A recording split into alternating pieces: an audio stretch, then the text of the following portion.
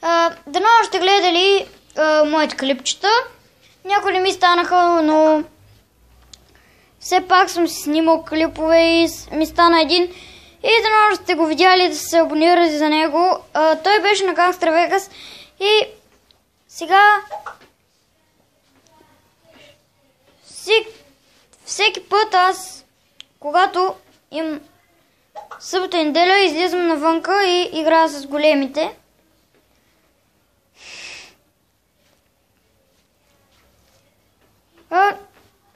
Клиповете малко може да си ми зле, но всеки се учи с грешките си и трябва да се стараем повече, но аз се опитвам да се старая, но пак не ми става хубав клипа.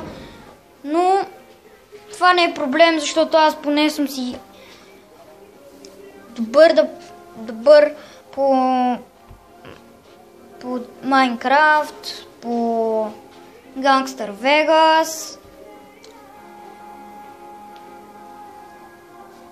по стрелби. Не сега да изреждаме по какво съм добър и всеки. Сега ще разказваме за приятелите. Ако си без приятели, няма да имаш добри оценки, няма кой да ти помага, няма да можеш да минеш колежа, ще си самотен. Но, както сега, да разберете това, което ви казах, това е, винаги трябва да си с приятели и винаги трябва всеки да те уважава. Но в моето училище е обратното.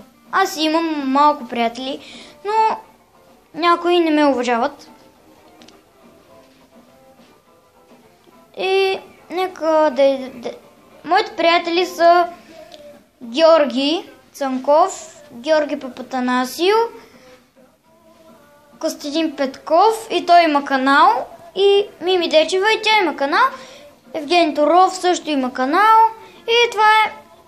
И аз сега ще имам канал, но ще трябва доста да се трудя. И мисля, че ви разказах всичко, което мога. И довиждане, чао!